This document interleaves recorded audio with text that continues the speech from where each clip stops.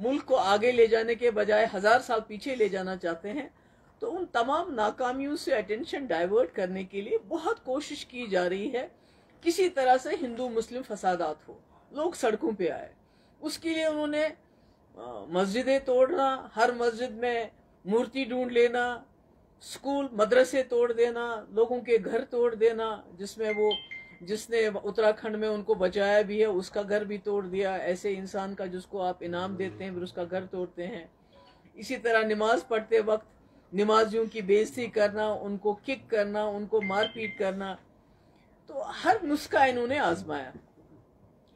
जब देखा इन्होंने कि किसी तरीके से जो हमारी जो मुसलमान भाई हैं वो सड़कों पे नहीं आ रहे हैं जिस तरह से ये चाहते थे कि वो आए और फसादात हो जाएं, तो अब इन्होंने आखिरी तीर जो इनके कमान में था उसको इन्होंने चलाया है, ये सोच के कि फिर से, जैसे आपको याद होगा शाहीन बाग में कितने पीसफुल प्रोटेस्ट हुए थे, उसके बावजूद अभी तक हमारे कई नौजवान इस वक्त जेलों में बिना जमानत के 2-2, 3-3 साल से बंद हैं। तो ऐसे में मुझे लगता है कि मैं तो अपील ही कर सकती हूँ तमाम जो हमारे हिंदू भाई बहन हैं और खासकर जो मुसलमान हैं कि इनके इस जाल में फंसना नहीं है। हमें अभी सड़कों पे आने की ज़रूरत नहीं है।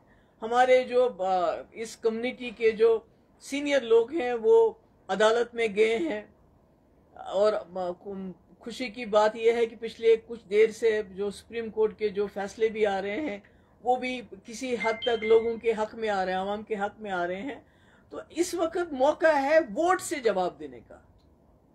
अपना वोट सही तरीके से इस्तेमाल कर लीजिए ताकि कल को अगर आप आवाज भी उठाएं किसी कानून के खिलाफ तो आपको दंगे, जैसे दिल्ली में दंगे कराए गए फिर उसमें उन्हीं को जेल में डाला गया जो विक्टिम्स थे, तो कोई वोट का मेरे ख्याल में इस मुल्क की सबसे खूबसूरत चीज तो जमहूरियत है जिसको ये खत्म कर रहे हैं। सबसे खूबसूरत चीज हमारा आईन है जिसको ये सबवर्ट कर रहे हैं। नहीं तो आप मजहब के नाम पे कोई कानून नहीं बना सकते और सीए बिल्कुल मुस्लिम्स को टारगेट करने वाला कानून है। तो मेरी मोतबाना गुजारिश है तमाम लोगों से, खासकर मुसलमानों से, खुदा के लिए इनके जाल में मत फंसिए, अपने वोट का सही इस्तेमाल कर लीजिए और उसके बाद कानूनी तरीके से इस लड़ाई को लड़ने की जरूरत है। अभी खुदा ना खास्ता गुस्से में तेज में आके कोई हरकत नहीं करे। Thank you. Ma'am, what is your take on Prime Minister has proposed a railway line towards the Shopian where they have been protesting the residents? देखिए, मैं समझती हूँ, मैंने आज बताया भी है ऐसा कि जम्मू कश्मीर बिलखुसूस कश्मीर वादी ये बहुत फ्रेजाइल है, इसका जो इकोसिस्टम है बहुत फ्रेजाइल है और हमारी जो इकोनॉमी है वो ज़्यादातर हमारी जो फ्रूट इंडस्ट्री है एग्रीकल्चर पे डिपेंड करती है। तो बिना सोचे समझे अगर आप हर गांव के बीच में से रेलवे लाइन को लेंगे उसमें हजारों लाखों पेड़ हमारे कटेंगे जो हमारी बैकबोन है हमारी इसकी इकोनॉमी की। तो ये इस तरह से नहीं किया जाना चाहिए, इसमें एक्सपर्ट्स को लाना चाहिए। रेलवे बनाना ठीक है मगर गांव-गांव में से उसको निकालना, फिर फ्रूट के पेड़ काट देना, नुकसान पहुंचाना और यहाँ की एनवायरनमेंट के ऊपर इसका क्या असर होगा उसको देखने की जरूरत, उसके बगैर कोई भी कदम नहीं उठाया जाना चाहिए। रामबन बानीहाल में भी बहुत सारे हाउसेज हैं, उनमें क्रैक्स पड़ गए, एक स्कूल भी इम्पैक्ट हो गया वहाँ पे। करीब वही तो मैं कह रही हूँ कि कहीं इम्पैक्ट देखना चाहिए, वो देखना चाहिए। और खुदा ना खास्ता हमारी हालत जो उत्तराखंड और जो ऐसी जगह हैं जहाँ ये सड़कें बनाई इन्होंने, जो भी तीर्थ स्थान है वहां तक पूरी सड़कें बनाई और पेड़ हजारों की तादाद में काटे।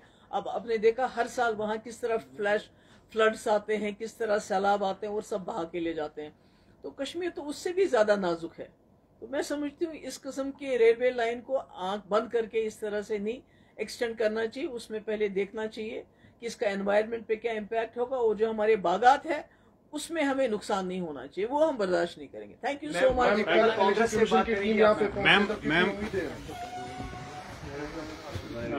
मैम